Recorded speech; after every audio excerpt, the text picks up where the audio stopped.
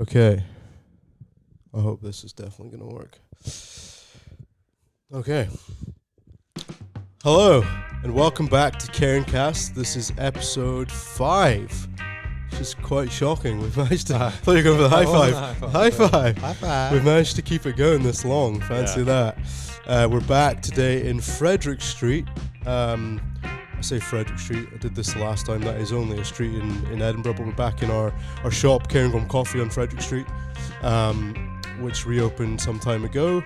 And we're closed on Tuesdays, so we're taking full advantage. It is the morning, overcast morning in Edinburgh, and here with Harris. Hello. It's great space to sit in. Like, I absolutely do love sitting in Frederick Street, especially when it's closed like this. We quite often come in here and work, so it is a very nice spot for sitting in and doing some work and recording podcasts. Yeah, ideal. And having coffee. And having coffee. Shane, there's no one here to make one for us. We've had to make our own coffee this morning, of which we had a pretty nice geisha. Oh, you might find out more about that soon. Well, maybe we could just talk very briefly about it, but this will be coming out on Wednesday. We do have a candidate in the UKBC this year who will be using the coffee we tried. And let me tell you, it's delicious. It is delicious. And I think we're definitely going to do a podcast around that and sort of competition in general, because obviously he's not using guilty pleasures in the competition, is he? He is using, and we say it's one of our baristas called Kyle. But yeah, he's using a geisha. Kyle McGeisha. Kyle McGeisha. You'll love that. So we'll chat about that another time. But obviously, I'm trying to wonder if we can get into a tangent into what from that. But obviously, guilty pleasures being the house coffee we use all the time is designed to be on the cheaper but good quality end of our spectrum, to allow for it to be widely adopted as your kind of go-to coffee that you buy in bulk for flat whites, for mochas, for whatever. And what we're going to talk about today is the race to the bottom. And I think it's been fairly widely talked about. I know Maxwell, Clona Dashwood had a very good conversation about it on his YouTube channel, and we kind of want to just have our say in how it kind of figures into our thinking as a business and as a brand, because I guess to not ruin the premise of the conclusion of the story, but our thinking is around how can you be competitive without essentially tarnishing your business or your brand and how it's seen by the public. Yeah, and I think obviously another dynamic to add into that is that different businesses have different coffee requirements. So if you are a bakery which sells coffee, your requirement for high quality coffee might be slightly lower than a specialty cafe, which is really focused on coffee. But I think what we're going to get into is around how do you make sure quality is high and you can price it as competitively as possible while still actually making some money. And I think across all industries, COVID, general cost of living crisis, people are fighting over sales. One of the easiest ways to get sales is to lower your price. And like we're going to talk about, how can that be really brand damaging? Can you get your prices back up once you've lowered them? Yeah, and I guess in our case, lowering the price of something to be competitive, does that then almost undervalue the other assets in your business? For us, for example, if we want to sell a geisha, does trying to pitch our blend to be super, low to try and attract, or not to try and attract, but I guess inevitably you do fall into a market which maybe doesn't value the likes of a geisha or single origin quite as highly. And I guess, is it possible, I'm thinking outwardly, but I could ask you the question, do you think it is possible to kind of coexist in that space where you are offering a blend, as an example, dirt cheap, but then also have respect as a specialty brand selling single origin coffee? It's a hard question to answer, I think, because and we've talked about this quite a lot. Branding and the message that your brand portrays is such a critical thing now. So when you look at a brand like, I'll use Coca-Cola, but you know exactly what you're going to get. And I think is very, very important. So if someone looks at a box of Cairngorm coffee and is like, I don't know if this is the quality that I'm used to, or I don't really know what I'm going to get, I think that is difficult to build momentum with customers. I think customers are very keen now to get behind brands which hold their hands up and say, we're going to maybe be a little higher price, but you're going to get quality every time. Yeah. And so we've chatted about this so much. Then to get volumes up from a roastery point of view, do you then need to maybe do a, different label, cheaper concept? Yeah. And I think I'll get quite technical here around the cost to roast a kilo of a very cheap, low margin coffee. Outside of the green coffee itself, which might be cheaper, all of our overhead costs are the same. So if a coffee costs £5 per kilo to buy, our overhead costs to roast that kilo are the same. So if we can then only sell that for £15, that's vastly different from roasting a high-end, really good specialty coffee, which might cost us £9 a kilo green, but we can then sell for £25+ per kilo. So I think you need a mixture. You need the cheap stuff or the higher volume stuff to get you more volume through the roaster to lower those overall overheads. Yeah. But interestingly, on the lower end of the green pricing that we would, without going into specifics, we wouldn't. We don't currently buy coffee less than £5 a kilo, green kilo, for example. The quality difference between, say, £5 and £3 is vast. Yeah. Like £3. Some roasters might be able to get relatively good quality there if they have forward contracted and they had relationships but they're going to have to sacrifice something. Yeah.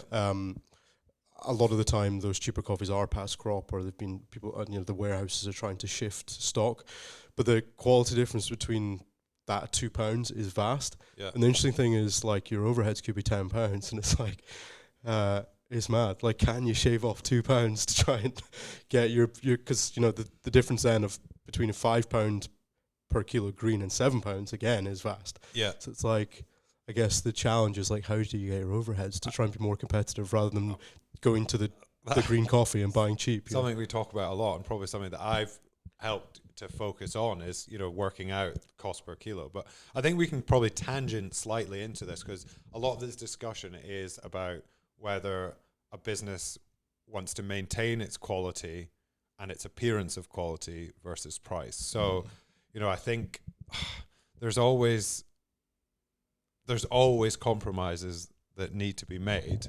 But I think we can probably, given the conversation you're just having, you could maybe give an oversight over actual green coffee. So, like, obviously, to be a specialty cafe, essentially, I think I'm right in saying the green coffee score, or the coffee score, needs to be above what is called an 80. Yeah. And price is heavily dictated by those scores as well. So I think probably if we are talking in this episode slightly about quality, if you could give a bit of background on those numbers. Again, it's something I think for non-coffee experts, minds will be blown by the fact that every single coffee has a score. Yeah, I mean, and that score is usually dictated by the importer, which I find quite interesting, because those are the people that essentially are marketing and selling the coffee. Yeah. So they mark their own homework, basically. yeah, essentially. Yeah. And obviously that's where there is added value within your roastery team to have a Q grader, or to have someone who can call their bluff, and essentially, because, and it's completely fair in a sense, like, you would be a bit of an idiot as essentially a businessman. I mean, obviously everyone in coffee wants to have a sustainable edge, but at the end of the day, you're trying to feed yourself. It is all a business, the coffee industry. So you would be a bit silly to round down your numbers when you're grading coffee. I mean, if you're doing it impartially, that's probably the best way. And I think maybe that's what we need to start getting, is an impartial grader to who's not invested in some way or another. That's a different topic. So yeah, the numbers kind of come from assessing the coffee in terms of a whole host of things. To be honest, it's not something which I've done a huge amount on in terms of understanding the full extent of Q grading. But certainly from our experience in grading roasted coffee, it's more along the lines of, you know, assessing aromas, assessing taste and flavor and defects. Not roasting defects, but green defects as a result of, you know, leaf rust, or least rough. Least rough. At least it's rough. Or you know, even to an extent of beetles and stuff getting in, or the coffee being having lost too much moisture. All these kind of little bits and pieces. Yeah. But yes, above 80 is specialty. 80 is very low. I don't think have ever bought an 80, and I don't think many specialty operators do, but it's there, and I think it is specialty, technically, and I think that is where, within that race to the bottom, that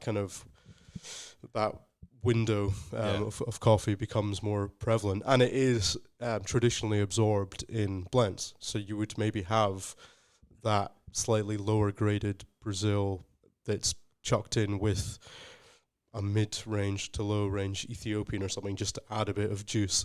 Yeah, and I think that's the very interesting point, is that the speciality benchmark being at 80 leaves quite a lot of wiggle room for people to call stuff, I guess, speciality, without necessarily, I guess, from your perspective, and also, you know, even you speak to Q grader perspectives, that being the quality you would want to serve in your cafes, essentially.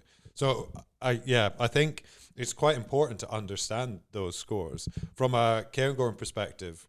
I guess give a rough flavor of, you know, where do some of our single origin filters, single origin espressos that we sell at Frederick Street as well, and where does the blend fit in? So what scoring range are you always kind of looking to hit? So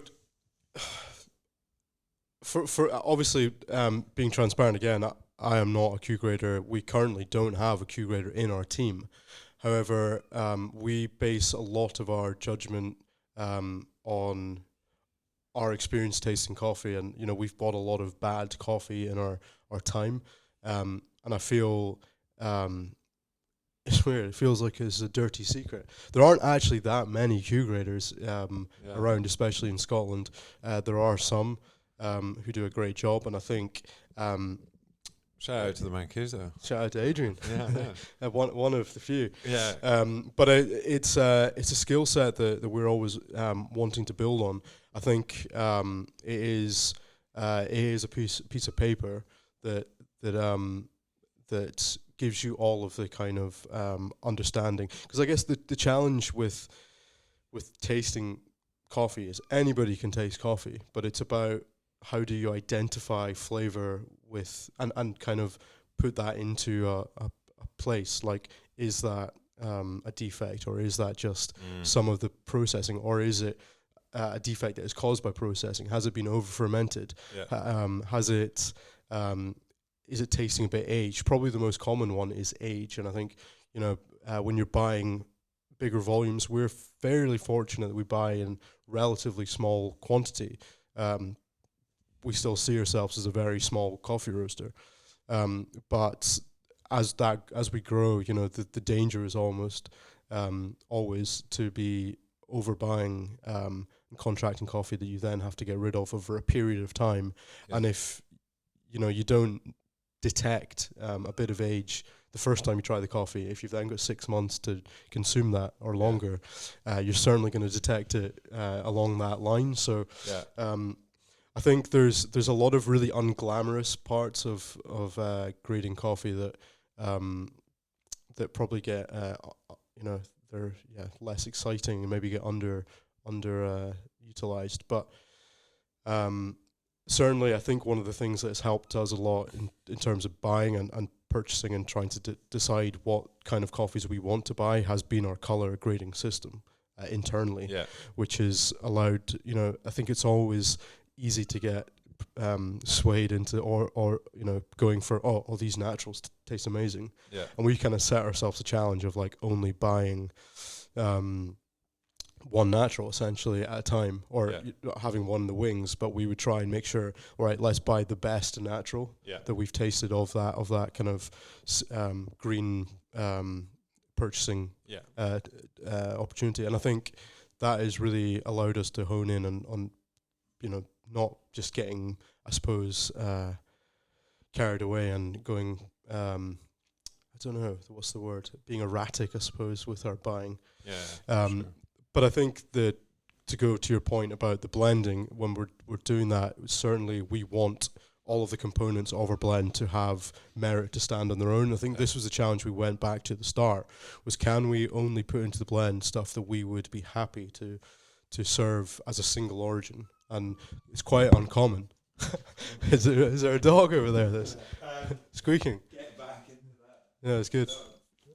This is all part of the glamour of running a podcast. I think it's good for people to see the behind the scenes. What is it? I'm sure sure Rogan and Big Jim have dogs that are squeaking in the background. But yeah, I think like that was our goal. That was our and it is to an extent something we have managed to achieve. At the moment, we have in our blend we have the Agata and the Poppy-Ann. Poppy-Ann's tasting great as a single origin. We had our doubts about it at one point, but we've managed to kind of change the profile and roast it in a certain way, which has... on the spot here. What is the cut score for both of those off the top of your head? You've probably got it on your laptop. No, I got it on the laptop. But it's... it'll be above 85. I guess this leads me into the point, which maybe is a bit of a guilty pleasure, dirty secret, is that it's not always the thing which I am aware of or most interested in, weirdly, because I just think that is someone's opinion on that coffee. 100%. And obviously it can be, in most cases, someone with much more rounded skill sets than I have, but it can also be someone who's trying to sell you coffee. So ultimately it is someone who's trying to sell you coffee, which I always found mind-blowing. I'm like, it is a really, really bizarre way of doing it, but there's different in different origins. There will be different ways of grading. That is really the grade that's put on specialty coffee, or coffee in general, but specialty coffee when it's then being sold. But quality is graded in different ways at origin. So, in Kenya, they would grade the size of the beans as AA, AB, PB, all these kind of things. And in Colombia, they have their own way of doing it too. I think it's like, it's only really when they're trying to then sell it to market, I think, that they start considering these scores. And it completely makes sense. It has a real purpose. Yeah, it does. But it also is to execute is something which you have to. It's a qualification, and it costs money to do these things, and it's not something that everyone can do. Certainly for me, it's a time-based issue. It's like to have to go through all of the. But it's maybe something for the future. But certainly, the Agata and the Poppy-Ann are two coffees that we stand by as ones that we serve. We sell them both. They are on our website as single origins, and that's kind of our commitment going forward. Is we want to do that. And I think that's kind of what can ensure that we're not slipping in something that's like, okay, well, let's just try and get something that's £3 a kilo out the door to try and cheapen our blend. And I think that is obviously shown by the difference in pricing. So, across our range of coffees that we've got available at the moment, the prices per 250 grams of a retail box are different, and most likely the ones that are used in the Guilty Pleasure blend will be slightly cheaper because they do have a lower score than, say, some of the really, really, not say the word fancy, but some of the high-end single origins we're using. Yeah. Just as a real transparent picture there. So Andros, for example, which we all love, and we've loved for a number of years, an incredible coffee, this year costs £10.50 roughly per kilo. To put that into perspective, the Agata and the Poppyyan used in the blend are in the region of £6 to £7 basically. Yeah. And I think, so you're talking almost 50% less of rounding. Serious rounding there. There's some rounding license, but they are significantly cheaper. 100%. Another, again, we can chat. We're segueing away slightly, and in general, in terms of the conversation we're having about the race to the bottom, coffee prices have shot up over the last 12 to 18 months. So I think we were looking back that Andros was significantly cheaper last year. £6.70. So it has gone up by roughly £4. Yeah. 70 odd % in 1 year is the cost that a high quality single origin like Andros has gone up. Because Andros tasted fantastic last year and it's tasting fantastic this year, but it's costing us 70% more. Yeah. We're not charging 70% more for Andros. No. And this is an interesting segue, because obviously we have very recently, like, we want to be as transparent as possible in these podcasts, but we have very recently, in the past few weeks, you have run the numbers, as it were, and we had significantly underestimated our overheads that go in, and the coffee prices need to continue to go up at our end to try and to make it a viable business. And I think it is mad that the reason that has happened is because things have happened so quick. Like, costs have increased at a rate of knots, and obviously from the outside, if you're not someone who is in the industry of running a business, it can be it could seem as if that it should have been obvious over COVID. Things have slowly been rising. Yeah. But this recent cost of living crisis has is exponentially exploded the cost of goods, and the coffee prices are beginning to come down in this period. But obviously a lot of the coffees we've been buying have been from the last harvest, when the cost of producing goods was extremely high, and shipping and warehousing and all these things. So we're still feeling the brunt of that. Much in the same way, if you were doing some building work, the building merchant will have bought the wood back when it was expensive. Even if it's come down, it's not going to come down quickly. But an interesting question there, because we're obviously talking about racing to the bottom here. From the people we buy green off, if we're willing to spend £10.50 on Andros and his costs go down, why should he lower the price that we're buying Andros at? And I think that's part of the challenge going forward, is obviously because other people around him will probably start lowering the prices, and then maybe we will turn around and say, look, Andros is no longer competitively priced as a green coffee. But it is interesting that the price is whatever people are willing to pay, essentially. Yeah.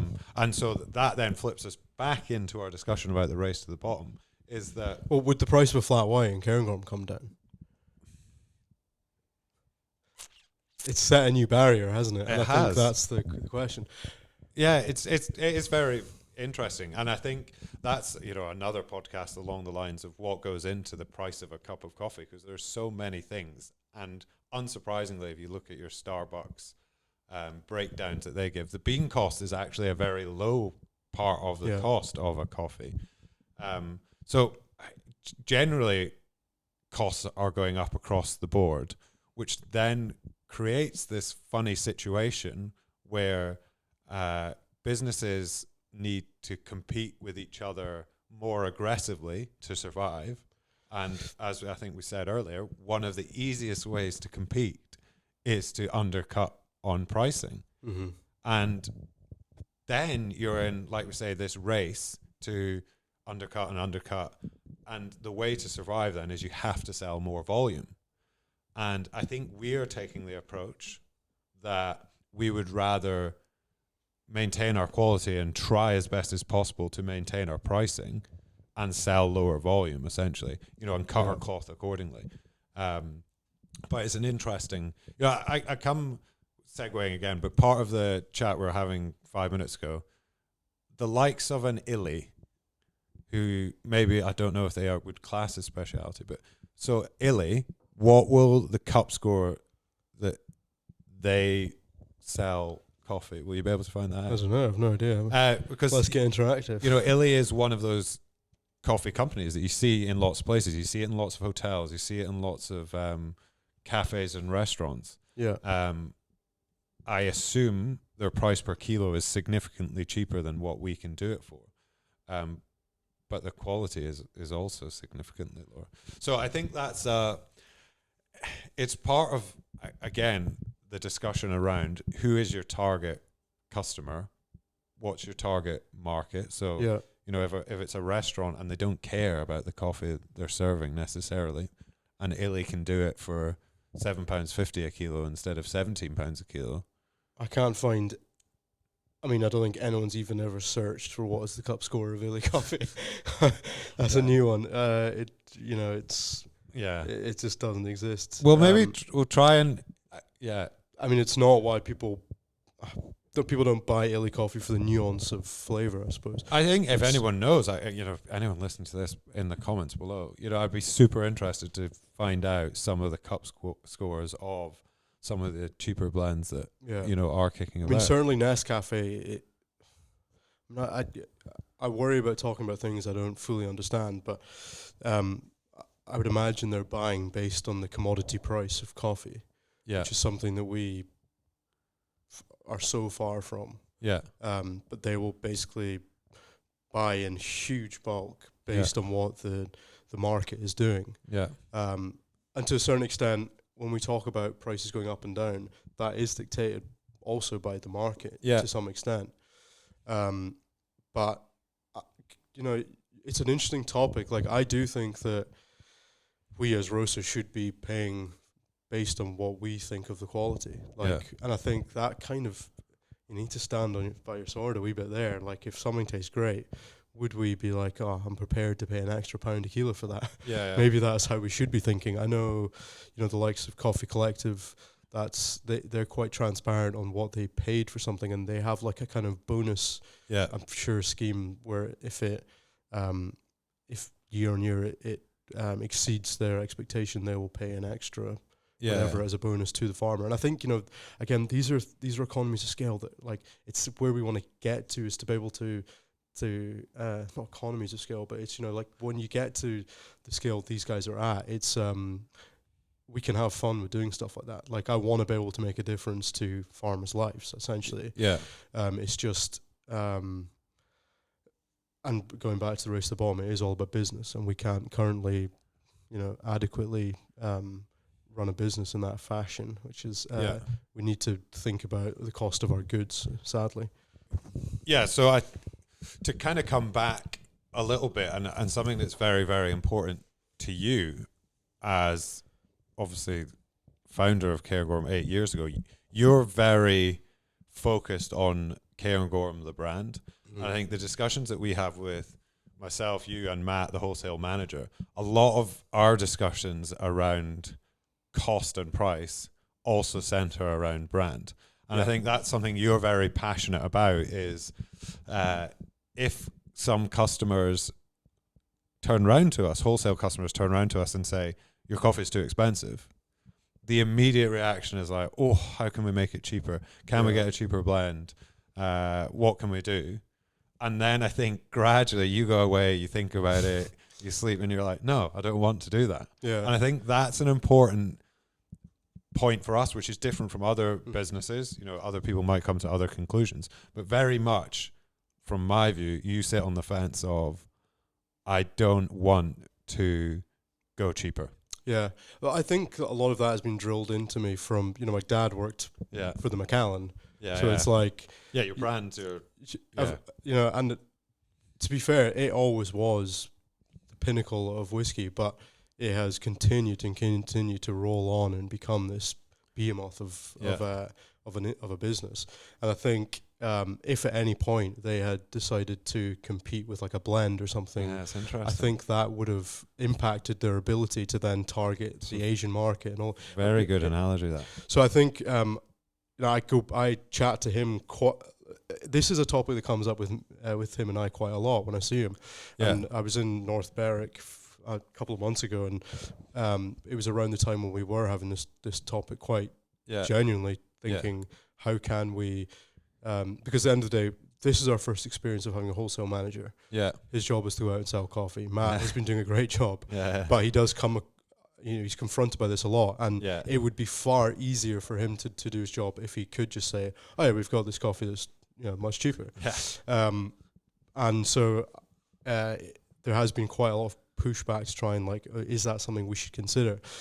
My dad was basically like, "Don't do it." He was like, "It's not worth it in the long run," and I completely agree. And there's another good analogy of, we're in Frederick Street now. There was a shop around the corner, and I would walk around at lunchtime, and it's down Thistle Street. People in Edinburgh might know it's a sandwich shop, and it'd be queued out the door, and I would be like, "This is ridiculous! Like, how are they doing so well?" And I went in for lunch one day, and it was, you could get a bacon roll and a packet of crisps and a can of Iron Brew for like £3.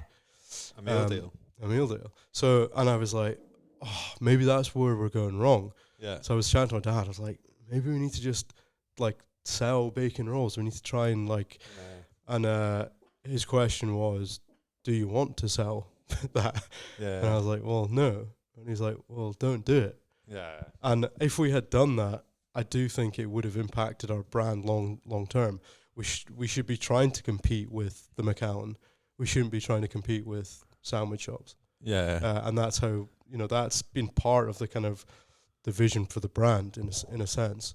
And I think every decision that is made on a day-to-day basis impacts the opportunity to expand your brand into being that kind of hard hitter in your own industry. And I think that's where the race to the bottom is a very interesting topic, because cheapening yourself doesn't give you brand loyalty. It doesn't give you power to then be able to do really cool things. It just gets you cheap money. I think that's a great summary. Good place to end that. There you go. Summarize it all. I think it is super important. Again, it always comes back to something we chatted about on an earlier podcast around understanding what you want from your business. You're being very clear on that messaging. If you're not clear, you can end up selling everything under the sun. So I guess that's focus for sure.